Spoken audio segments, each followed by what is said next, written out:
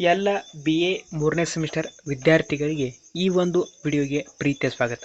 ಇವತ್ತಿನ ಒಂದು ಕ್ಲಾಸ್ನಲ್ಲಿ ನಾವು ಕನ್ನಡ ವಿಷಯದ ಕಂಟಿನ್ಯೂ ಪಾರ್ಟ್ ಘಟಕ 2 ಅಂತರಂಗ ಬಹಿರಂಗ. ಈ ಅಂತರಂಗ ಬಹಿರಂಗ ಘಟಕ 2ರಲ್ಲಿ ಬರುವಂತಹ ಕಂಟಿನ್ಯೂ ಪಾರ್ಟ್ ಅಧ್ಯಾಯ 5 ಮೂರು ವಚನಕಾರರ ವಚನಗಳು. ಈ ಮೂರು ವಚನಕಾರರ ವಚನಗಳು ಇವತ್ತಿನ ಕ್ಲಾಸ್ನಲ್ಲಿ ನಾವು ಈ ಅಧ್ಯಾಯದ ಮೂರು ವಚನಕಾರರ ಕೃತಿಕರ್ತ ಪರಿಚಯವನ್ನ ಮತ್ತು ಅವರ ವಚನದ ಪರೀಕ್ಷೆಯಲ್ಲಿ ಕೇಳುವಂತಹ ಪ್ರಬಂಧ ಮಾದರಿಯ ಪ್ರಶ್ನೋತ್ತರಗಳನ್ನ ಸ್ವಾರಸ್ಯಪೂರ್ಣವಾಗಿ ಸಂಪೂರ್ಣವಾಗಿ ಡಿಸ್ಕಷನ್ ಮಾಡೋಂತ ಹೇಳ್ತಾ ಇವತ್ತಿನ ಕ್ಲಾಸ್ನ ಸ್ಟಾರ್ಟ್ ಮಾಡೋಣ. ಅದಕ್ಕಿಂತ ಮುಂಚೆ ನೀವೇನಾದರೂ ಫಸ್ಟ್ ಟೈಮ್ ನಮ್ಮ ಯೂಟ್ಯೂಬ್ ಚಾನಲ್ ನೋಡ್ತಾ ಇದ್ರೆ ತಪ್ಪದೆ ಚಾನಲ್ಗೆ ಸಬ್ಸ್ಕ್ರೈಬ್ ಆಗಿ, ಹಾಗೆ ವಿಡಿಯೋಗಳು ಇಷ್ಟ ಆಗ್ತಿದ್ರೆ ತಪ್ಪದೆ ಒಂದು ಲೈಕನ್ನು ಕೊಡಿ ಅಂತ ಹೇಳ್ತಾ ಇವತ್ತಿನ ಕ್ಲಾಸ್ನ ಸ್ಟಾರ್ಟ್ ಮಾಡೋಣ ಬನ್ನಿ. ಹಾಗಾದರೆ ಮೊದಲನೆಯ ವಚನಕಾರರು ಯಾರು ಅಂದರೆ ಉರಿಲಿಂಗ ಪೆದ್ದಿ ವಚನಗಳು. ಹಾಗಾದರೆ ಉರಿಲಿಂಗ ಪೆದ್ದಿಯವರ ಕೃತಿಕರ್ತ ಪರಿಚಯವನ್ನು ನೋಡೋದಾದರೆ 12ನೇ ಶತಮಾನದ ಪ್ರಮುಖ ವಚನಕಾರರಲ್ಲಿ ಒಬ್ಬರಾದ ಉರಿಲಿಂಗ ಪೆದ್ದಿ ಗೋದಾವರಿ ನದಿಯ ತೀರದಲ್ಲಿ ವಾಸಿಸುತ್ತಿದ್ದರೆಂದು ಹೇಳಲಾಗುತ್ತದೆ. ವಿಜಯಪುರ ಜಿಲ್ಲೆಯ ನಂದವಾಡಗಿ ಗ್ರಾಮದಲ್ಲಿ ಅವರ ಮತ್ತು ಅವರ ಗುರುಗಳಾದ ಉರಿಲಿಂಗ ದೇವರ ಸಮಾಧಿಗಳಿವೆ. ಸುಮಾರು 1160ರ ಸುಮಾರಿನವರಾದ ಇವರು ಬರೋಬ್ಬರಿ 366 ವಚನಗಳನ್ನು ರಚಿಸಿದ್ದಾರೆ. ಆರಂಭದಲ್ಲಿ ಕಳ್ಳತನವನ್ನೇ ತಮ್ಮ ವೃತ್ತಿಯನ್ನಾಗಿಸಿಕೊಂಡಿದ್ದ ಪೆದ್ದಿ ಒಮ್ಮೆ ಉರಿಲಿಂಗ ದೇವರ ಮಠಕ್ಕೆ ಕಳ್ಳತನ ಮಾಡಲು ಹೋಗುತ್ತಾರೆ. ಆಗ ಗುರು ಉರಿಲಿಂಗ ದೇವರು ತಮ್ಮ ಶಿಷ್ಯ ಸೂರಯ್ಯನಿಗೆ ಲಿಂಗ ದೀಕ್ಷೆ ನೀಡುತ್ತಿದ್ದರು. ಆ ದೃಶ್ಯವನ್ನ ನೋಡಿದ ಪೆದ್ದಿ ತಮ್ಮ ಕಳ್ಳತನದ ಉದ್ದೇಶವನ್ನ ಮರೆತು ಆತನ ಶಿಷ್ಯನಾಗಿ ಗುರುದೀಕ್ಷೆ ಪಡೆಯುತ್ತಾರೆ ಎಂಬುದು ಉರಿಲಿಂಗ ಪೆದ್ದಿಯವರ ಪರಿಚಯವಾಗಿತ್ತು. ಮುಂದುವರೆದು ಅಮ್ಮುಗೆಯ ರಾಯಮ್ಮನ ವಚನಗಳು ಅಂದರೆ ಅಮ್ಮುಗೆಯ ರಾಯಮ್ಮನ ಕೃತಿಕರ್ತ ಪರಿಚಯವನ್ನು ನೋಡೋದಾದರೆ ಅಮ್ಮುಗೆಯ ರಾಯಮ್ಮ 12ನೇ ಶತಮಾನದ ಪ್ರಮುಖ ವಚನಕಾರ್ತಿಯರಲ್ಲಿ ಒಬ್ಬರು. ಇವರು ಸೊನ್ನಲಿಗೆ ಅಂದರೆ ಈಗಿನ ಸೊಲ್ಲಾಪುರದ ಊರಿನವರು ಮತ್ತು ನೇಕಾರ ಕುಲದವರು. ಇವರ ಮೂಲ ಹೆಸರು ವರದಾನಿಯಮ್ಮ. ಶಿವಶರಣ ಅಮ್ಮುಗೆ ದೇವಯ್ಯ ಅವರ ಧರ್ಮಪತ್ನಿ. ನಿಷ್ಠುರತೆ ಮತ್ತು ನೇರ ನುಡಿಗಳಿಗೆ ಹೆಸರಾದ ವಚನಕಾರ್ತಿ ಅಮ್ಮುಗೆಯ ರಾಯಮ್ಮ ಅವರು ಸಮಾಜದ ಲೋಪದೋಷಗಳ ಬಗ್ಗೆ, ಡಾಂಬಾಚಾರದ ಬಗ್ಗೆ ತೀಕ್ಷ್ಣವಾಗಿ ವಿಮರ್ಶಿಸಿದವರು. ಇವರ ವಚನಗಳಲ್ಲಿ ನೇರ ನಿಷ್ಠುರ ಮಾತುಗಳು ಕಂಡುಬರುತ್ತವೆ. ಇವರ ಹಲವು ವಚನಗಳು ಅತಿ ನಿರೀಕ್ಷೆ ಮತ್ತು ಆತ್ಮಶೋಧನೆಯ ಕುರಿತಾಗಿವೆ. ಎನ್ನ ಕೊನೊಳಗಿನ ಕಟ್ಟಿಗೆಯ ನಾನೇ ಮುರಿಯಬೇಕು, ಎನ್ನ ಕಾಲೊಳಗಿನ ಮುಳ್ಳು ನಾನೇ ತೆಗೆಯಬೇಕು ಎಂಬ ಅವರ ವಚನವು ಇದಕ್ಕೆ ಉತ್ತಮ ಉದಾಹರಣೆ. ಅಮ್ಮುಗೆ ದೇವಯ್ಯ ಮತ್ತು ರಾಯಮ್ಮ ದಂಪತಿಗಳು ಲಿಂಗನಿಷ್ಠೆ ಬಹಳ ಗಾಢವಾಗಿತ್ತು. ಇವರ ಪಾಲಿಗೆ ಗುರು, ಲಿಂಗ ಮತ್ತು ಪತಿ ಮೂರು ಒಂದೇ ಆಗಿದ್ದವು. ಅಮ್ಮುಗೆ ರಾಯಮ್ಮನ ವಚನಗಳ ಅಂಕಿತನಾಮ ಅಮ್ಮುಗೇಶ್ವರಲಿಂಗ. ಇವರು ಸುಮಾರು 116 ವಚನಗಳನ್ನು ರಚಿಸಿದ್ದಾರೆ ಎಂದು ತಿಳಿದು ಬಂದಿದೆ.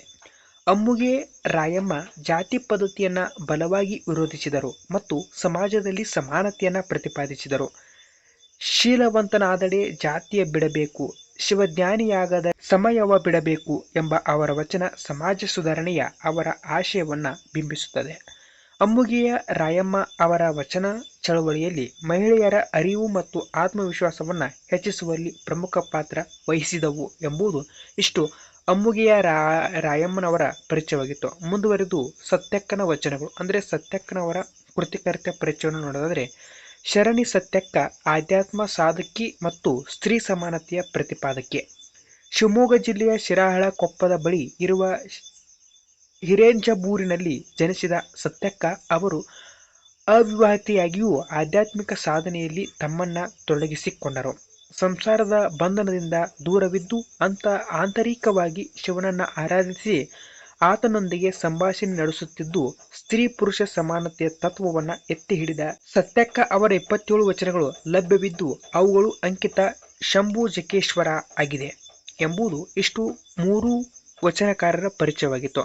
ಮುಂದುವರೆದು ಅವರ ವಚನಗಳ ಪ್ರಬಂಧ ಮಾದರಿಯ ಪ್ರಶ್ನೋತ್ತರಗಳನ್ನ ಪರೀಕ್ಷೆಯಲ್ಲಿ ಕೇಳುವಂಥ ನಿಟ್ಟಿನಲ್ಲಿ ಡಿಸ್ಕಷನ್ ಮಾಡೋದಾದರೆ ಪ್ರಶ್ನೆ ನಂಬರ್ 1, ಗುರುವಿನ ಲಕ್ಷಣಗಳೇನು ವಿವರಿಸಿ. ಇದಕ್ಕೆ ಉತ್ತರ.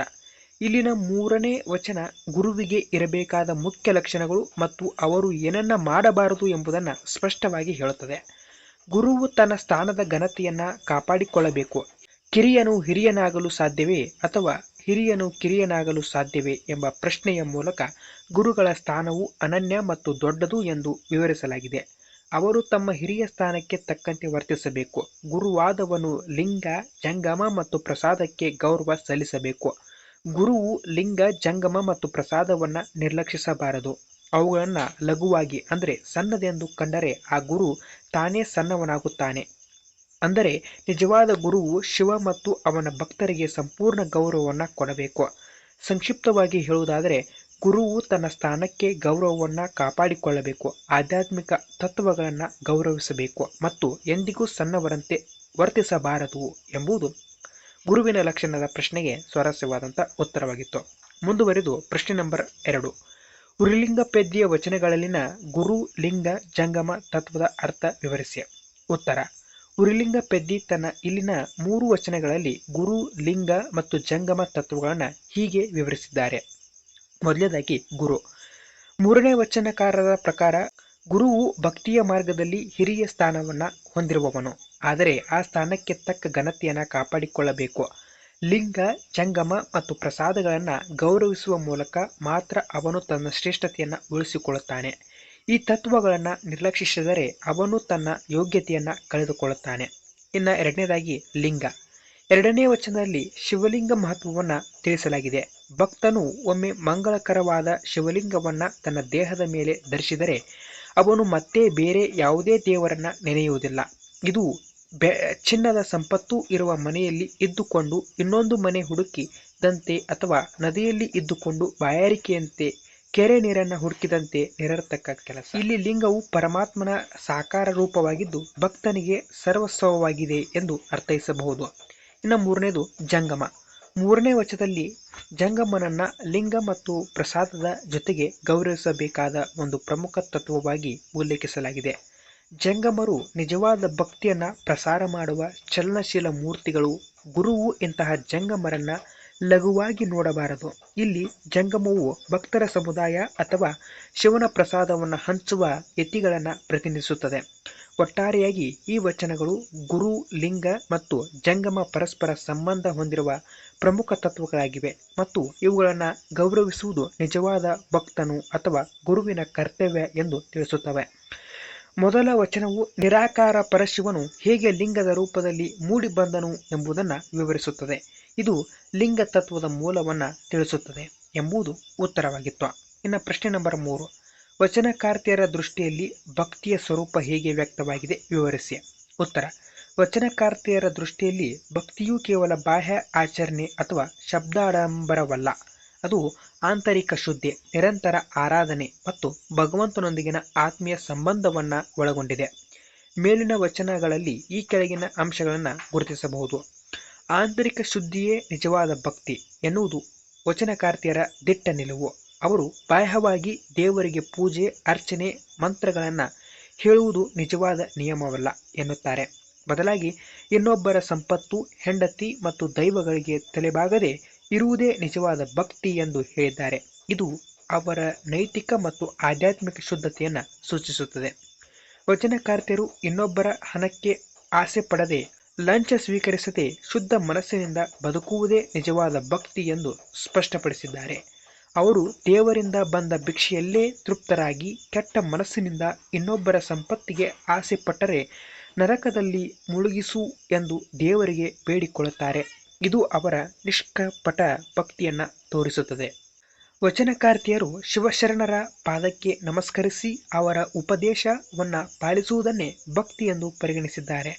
ಶರಣರು ಎಂದು ಹೇಳುವುದು ಕೇವಲ ಮಾತಲ್ಲ, ಬದಲಾಗಿ ಶಿವಶರಣರಿಗೆ ಸಂಪೂರ್ಣವಾಗಿ ಶರಣಾಗುವ ಮನೋಭಾವ. ವಚನಕಾರ್ತಿಯರು ಚಂಚಲ ಮನಸ್ಸನ್ನು ಬಿಗಿಯಾಗಿ ಹಿಡಿದು ಭಗವಂತನ ಸ್ಮರಣೆಯಲ್ಲಿ ಕಂಬನಿ ಸುರಿಸುವುದು ನಿಜವಾದ ಭಕ್ತಿ ಎಂದು ಹೇಳುತ್ತಾರೆ. ಇದು ಭಗವಂತನೊಂದಿಗಿನ ಸ್ಥಿರವಾದ ಮತ್ತು ವೈಯಕ್ತಿಕ ಸಂಪರ್ಕವನ್ನು ಸೂಚಿಸುತ್ತದೆ. ವಚನಕಾರ್ತಿಯರ ದೃಷ್ಟಿಯಲ್ಲಿ ಭಕ್ತಿಯು ನೈತಿಕ ಜೀವನ, ಪ್ರಾಮಾಣಿಕತೆ ಮತ್ತು ಮನಸ್ಸಿನ ಶುದ್ಧತೆಯನ್ನು ಅವಲಂಬಿಸಿದೆ ಹೊರತು ಕೇವಲ ಆಚರಣೆಗಳನ್ನಲ್ಲ ಎಂಬುದು ಪ್ರಶ್ನೆಗೆ ಉತ್ತರವಾಗಿತ್ತು. ಮುಂದುವರೆದು ಪ್ರಶ್ನೆ ನಂಬರ್ 4. ವಚನಕಾರ್ತಿಯರ ದೃಷ್ಟಿಯಲ್ಲಿ ಆತ್ಮಾವಲೋಕನದ ಬಗೆಗೆ ತಿಳಿಸಿ. ಉತ್ತರ: ವಚನಕಾರ್ತಿಯರ ದೃಷ್ಟಿಯಲ್ಲಿ ಆತ್ಮ ಅವಲೋಕನ ಎಂದರೆ ತನ್ನನ್ನು ತಾನು ಪ್ರಾಮಾಣಿಕವಾಗಿ ವಿಮರ್ಶೆ ಮಾಡಿಕೊಳ್ಳುವುದು ಮತ್ತು ತನ್ನ ದೋಷಗಳನ್ನು ಅರಿತುಕೊಳ್ಳುವುದು. ಮೇಲಿನ ವಚನಗಳಲ್ಲಿ ಅವರು ಇತರರನ್ನ ವಿಮರ್ಶಿಸುವ ಮೂಲಕ ಮತ್ತು ತಮ್ಮನ್ನ ತಾವು ಓರೆಗಲ್ಲಿಗೆ ಹಚ್ಚುವ ಮೂಲಕ ಈ ಆತ್ಮ ಅವಲೋಕನವನ್ನ ಮಾಡಿಕೊಂಡಿರುವುದು ಕಂಡುಬರುತ್ತದೆ. ವಚನಕಾರ್ತಿಯರು ಇಲ್ಲಿನ ತಮ್ಮ ವಚನಗಳಲ್ಲಿ ಇನ್ನೊಬ್ಬರ ಸಂಪತ್ತಿಗೆ ಆಸೆ ಪಡದೆ, ಲಂಚ ಮುಟ್ಟದೆ ಬದುಕುವುದೇ ತಮ್ಮ ನೈತಿಕ ಸ್ಥಿತಿ ಎಂದು ಖಚಿತಪಡಿಸಿಕೊಳ್ಳುತ್ತಾರೆ. ಒಂದು ವೇಳೆ ತಾನು ತಪ್ಪು ಮಾಡಿದರೆ ದೇವರೇ ಶಿಕ್ಷಿಸಲಿ ಎಂದು ಬೇಡಿಕೊಳ್ಳುವ ಮೂಲಕ ತಮ್ಮ ನಡವಳಿಕೆಯನ್ನ ಆತ್ಮ ಅವಲೋಕನ ಮಾಡಿಕೊಳ್ಳುತ್ತಾರೆ. ಅವರು ಅನುಭವಗಳೆಂದು ಕರೆದುಕೊಳ್ಳುವ ಆದರೆ ಆಸೆ, ಅಹಂಕಾರ ಮತ್ತು ಬಯಕೆಗಳಿಂದ ತುಂಬಿದ ಅಜ್ಞಾನಿಗಳ ಮುಖ ನೋಡಬಾರದು ಎಂದು ಹೇಳುತ್ತಾರೆ. ಈ ಮೂಲಕ ಅವರು ತಮ್ಮಲ್ಲಿ ಅಂತಹ ದೋಷಗಳಿಲ್ಲವೆಂದು ಆತ್ಮ ಅವಲೋಕನ ಮಾಡಿಕೊಂಡು ಆ ಬೂಟಾಟಿಕೆಯ ದಾರಿಯಿಂದ ದೂರ ಉಳಿಯಲು ಪ್ರಯತ್ನಿಸುತ್ತಾರೆ. ವಚನಕಾರ್ತಿಯರು ಮೂರ್ಖರನ್ನ ಕೇವಲ ಬೂಟಾಟಿಕೆಯ ಸತ್ಯರು ಎಂದು ಹೇಳಿಕೊಂಡು ಬದುಕುವವರನ್ನ ವಿಮರ್ಶಿಸುತ್ತಾರೆ. ಈ ವಿಮರ್ಶೆಯ ಮೂಲಕ ಅವರು ನಿಜವಾದ ಶರಣರ ಲಕ್ಷಣಗಳಾದ ಅರಿವು, ಆಚಾರ ಮತ್ತು ಜ್ಞಾನಗಳನ್ನು ತಮ್ಮಲ್ಲಿ ಬಳಸಿಕೊಳ್ಳಲು ಪ್ರಯತ್ನಿಸುತ್ತಾರೆ. ಮುಗಿಲ್ಲದವರಿಗೆ ಕನ್ನಡಿ, ಕಾಲಿಲ್ಲದವರಿಗೆ ಏಣಿ ಏರಿಸುವುದು ವ್ಯರ್ಥ ವಾದಂತೆ ಭಕ್ತಿ, ಜ್ಞಾನ ಮತ್ತು ವೈರಾಗ್ಯವಿಲ್ಲದವರಿಗೆ ಇಷ್ಟಲಿಂಗವು ವ್ಯರ್ಥ ಎಂದು ಹೇಳುವ ಮೂಲಕ ಅವರು ತಮ್ಮ ಆಂತರಿಕ ಶುದ್ಧತೆಯು ಕುರಿತು ಆತ್ಮಾವಲೋಕನ ಮಾಡಿಕೊಳ್ಳುತ್ತಾರೆ. ಹೀಗೆ ವಚನಕಾರ್ತಿಯರ ಆತ್ಮ ಅವಲೋಕನವು ಕೇವಲ ತಮ್ಮ ದೋಷಗಳನ್ನು ಹುಡುಕುವುದಕ್ಕೆ ಸೀಮಿತವಾಗಿಲ್ಲ. ಇದು ನೈತಿಕ ಮತ್ತು ಆಧ್ಯಾತ್ಮಿಕ ಶುದ್ಧತೆಯ ಕಡೆಗೆ ತಮ್ಮನ್ನು ತಾವು ಮುನ್ನಡೆಸಿಕೊಳ್ಳಲು ಬಳಸುವ ಒಂದು ದಿವ್ಯ ಮಾರ್ಗವಾಗಿದೆ ಎಂಬುದು ಉತ್ತರವಾಗಿದೆ. ಮುಂದುವರೆದು ಪ್ರಶ್ನೆ ನಂಬರ್ 5, ಡಾಂಬಿಕ ಭಕ್ತರನ್ನ ಕುರಿತು ವಚನಗಳಲ್ಲಿ ಹೀಗೆ ವಿವರಿಸಿದ್ದಾರೆ. ಇದಕ್ಕೆ ಸರಿಯಾದ ಉತ್ತರ, ವಚನಕಾರರು ಡಾಂಬಿಕ ಭಕ್ತರನ್ನ ಬೂಟಾಟಿಕೆ ಮತ್ತು ಅಹಂಕಾರದಿಂದ ಕೂಡಿದ ವ್ಯಕ್ತಿಗಳೆಂದು ಕಟುವಾಗಿ ಟೀಕಿಸಿದ್ದಾರೆ. ನಿಜವಾದ ಭಕ್ತಿ, ಜ್ಞಾನ ಮತ್ತು ಆಚಾರವಿಲ್ಲದೆ ಕೇವಲ ಹೆಸರಿಗಾಗಿ ಅಥವಾ ಪ್ರದರ್ಶನಕ್ಕಾಗಿ ಭಕ್ತಿ ತೋರುವವರನ್ನ ಅವರು ವಿರೋಧಿಸುತ್ತಾರೆ. ಕೆಲವರು ಅನುಭಾವಿಗಳೆಂದು ಕರೆದುಕೊಳ್ಳುತ್ತಾರೆ, ಆದರೆ ಅವರ ಕಣ್ಣುಗಳಲ್ಲಿ ಆಸೆ, ಮನಸ್ಸಿನಲ್ಲಿ ಬಯಕೆ ಮತ್ತು ದೇಹದಲ್ಲಿ ಅಹಂಕಾರ ಇರುತ್ತದೆ. ವಚನಕಾರರು ಇಂತಹವರನ್ನ ಅಜ್ಞಾನಿಗಳು ಎಂದು ಕರೆದಿದ್ದಾರೆ. ತಮ್ಮ ಹಿರಿಮೆಯನ್ನ ಪ್ರದರ್ಶಿಸುತ್ತಾ ಕುರಿಗಳಂತೆ ಅಲೆದಾಡುವ ಮೂರ್ಖರನ್ನು ಅನುಭಾವಿಗಳೆಂದು ಕರೆಯುವುದು ತಪ್ಪು ಎಂದು ಹೇಳಿದ್ದಾರೆ.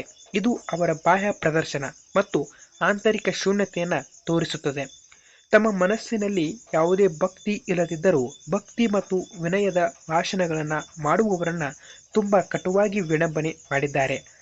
ದಶಾಂಗುಲಂ ನಂತಹ ಆಧ್ಯಾತ್ಮಿಕ ಪದಗಳನ್ನು ಸುಳ್ಳಾಗಿ ಬಳಸಿಕೊಂಡು ತಮ್ಮ ಹೊಟ್ಟೆ ತುಂಬಿಸಿ ಕೊಳ್ಳುವವರನ್ನ ವಚನಕಾರರು ಬಹು ತೀಕ್ಷ್ಣವಾಗಿ ವಿಡಂಬನೆಗೆ ಒಳಪಡಿಸಿದ್ದಾರೆ. ನಿಜವಾದ ಭಕ್ತನು ತನ್ನ ಇಷ್ಟಲಿಂಗವನ್ನೇ ಸಂಪೂರ್ಣವಾಗಿ ನಂಬುತ್ತಾನೆ. ಆದರೆ ಡಾಂಬಿಕರು ಶಿವಲಿಂಗವನ್ನ ಧರಿಸಿದ್ದರೂ ಬೇರೆ ದೇವರಿಗೆ ತಲೆಬಾಗುತ್ತಾರೆ. ಇದು ಅವರ ಅಸ್ಥಿರವಾದ ನಂಬಿಕೆಯನ್ನ ಸೂಚಿಸುತ್ತದೆ. ಇಂತಹ ಡಾಂಬಿಕರನ್ನ ವಚನಕಾರರು ತೀಕ್ಷ್ಣವಾಗಿ ವಿಡಂಬಿಸಿದ್ದಾರೆ. ಕಾಗೆ ಮರಿ ಕೋಗಿಲೆಯಾಗಲು, ಆಡು ಆನೆಯಾಗಲು ಸಾಧ್ಯವಿಲ್ಲದಂತೆ ಅರಿವು, ಆಚಾರ ಮತ್ತು ಸಮ್ಮಗ ಜ್ಞಾನವಿಲ್ಲದ ಕೇವಲ ಹೆಸರಿಗಾಗಿ ತಿರುಗುವವರು ನಿಜವಾದ ಭಕ್ತರಾಗಲು ಸಾಧ್ಯವಿಲ್ಲ ಎಂದು ಸ್ಪಷ್ಟಪಡಿಸಿದ್ದಾರೆ. ಭಕ್ತಿ, ಜ್ಞಾನ ಮತ್ತು ವೈರಾಗ್ಯ ಇಲ್ಲದವರಿಗೆ ಇಷ್ಟಲಿಂಗವು ವ್ಯರ್ಥ. ಇದು ಮೂಗಿಲ್ಲದವರಿಗೆ ಕನ್ನಡಿಯನ್ನು, ಕೈಯಿಲ್ಲದವರಿಗೆ ಕುದುರೆಯನ್ನು ನೀಡಿದಂತೆಯೇ ಎಂದು ಉದಾಹರಣೆ ನೀಡಿದ್ದಾರೆ. ವಚನಕಾರರು ಅಂತರಂಗ ಶುದ್ಧತೆಗೆ ಪ್ರಾಮುಖ್ಯತೆ ನೀಡುತ್ತಾರೆ. ಅವರು ಹೊರಗಿನ ಪೂಜೆಗಿಂತ ಆಂತರಿಕ ಶುದ್ಧಿಗೆ ಹೆಚ್ಚಿನ ಒತ್ತು ಕೊಡುತ್ತಾರೆ. ದೇವರಿಗೆ ಪೂಜೆ, ಮಂತ್ರ, ಧೂಪ, ದೀಪ ಮಾಡುವುದು ನಿಜವಾದ ನಿಯಮಗಳಲ್ಲ. ಇನ್ನೊಬ್ಬರ ಸಂಪತ್ತು, ಹೆಂಡತಿ ಮತ್ತು ದೈವಗಳಿಗೆ ಆಸೆ ಪಡೆದೇ ಇರುವುದೇ ನಿಜವಾದ ನಿಯಮ ಎಂದು ಹೇಳುವ ಮೂಲಕ ಬಾಹ್ಯ ಆಚರಣೆಗಿಂತ ಮನಸ್ಸಿನ ಶುದ್ಧತೆಯೇ ಮುಖ್ಯ ಎಂದು ಒತ್ತಿ ಹೇಳಿದ್ದಾರೆ. ಡಾಂಬಿಕ ಭಕ್ತರು ಲಂಚ ಮತ್ತು ಅನ್ಯಾಯದ ಹಣಕ್ಕೆ ಆಸೆ ಪಡುತ್ತಾರೆ. ಆದರೆ ನಿಜವಾದ ಭಕ್ತನು ಇಂತಹ ಸಂಪತ್ತಿಗೆ ಆಸೆ ಪಡುವುದಿಲ್ಲ. ತಮ್ಮ ಕೈ ಕೆಟ್ಟ ಹಣವನ್ನ ಮುಟ್ಟಿದರೆ ದೇವರೇ ನರಕಕ್ಕೆ ತಳ್ಳಲಿ ಎಂದು ಬೇಡುವ ಮೂಲಕ ಪ್ರಾಮಾಣಿಕತೆಯ ಮಹತ್ವವನ್ನು ಎತ್ತಿ ತೋರಿಸಿದ್ದಾರೆ ವಚನಕಾರರು. ಒಟ್ಟಾರೆಯಾಗಿ ವಚನಕಾರರು ಡಾಂಬಿಕರನ್ನ ತಮ್ಮ ನಂಬಿಕೆಯಲ್ಲಿ ಅಸ್ಥಿರ, ಆಂತರಿಕವಾಗಿ ಶುದ್ಧರಲ್ಲದೆ ಮತ್ತು ಕೇವಲ ಬಾಹ್ಯ ಪ್ರದರ್ಶನ ಮತ್ತು ಸ್ವಾರ್ಥಕ್ಕಾಗಿ ಭಕ್ತಿಯನ್ನು ಬಳಸಿಕೊಳ್ಳುವವರಿಗೆ ಕಂಡಿದ್ದಾರೆ. ಅವರು ಭಕ್ತಿಯ ನಿಜವಾದ ಅರ್ಥವು ಮನಸ್ಸಿನ ಶುದ್ಧಿ, ಪ್ರಾಮಾಣಿಕತೆ ಮತ್ತು ನೈಜ ಆಚರಣೆಯಲ್ಲಿದೆ ಎಂದು ಬೋಧಿಸಿದ್ದಾರೆ ಎಂಬುದು ಇಷ್ಟು ಈ ಅಧ್ಯಾಯದ ಪ್ರಬಂಧ ಮಾದರಿಯ ಪ್ರಶ್ನೋತ್ತರಗಳು ಮತ್ತು 3 ವಚನಕಾರರ ಸ್ವಾರಸ್ಯವಾದಂಥ ಪರಿಚಯವಾಗಿತ್ತು ಅಂತ ಹೇಳ್ತಾ, ಮತ್ತೆ ಇದರ ಮುಂದಿನ ಕ್ಲಾಸ್ನಲ್ಲಿ ಇದರ ಮುಂದುವರೆದ ಟಿಪ್ಪಣಿ ಭಾಗ 1 ಅಂಕದ ಪ್ರಶ್ನೋತ್ತರಗಳನ್ನ ಮುಂದಿನ ಕ್ಲಾಸ್ನಲ್ಲಿ ಡಿಸ್ಕಷನ್ ಮಾಡೋಣ. ಅಲ್ಲಿವರೆಗೂ ಎಲ್ಲರಿಗೂ ನಮಸ್ಕಾರ.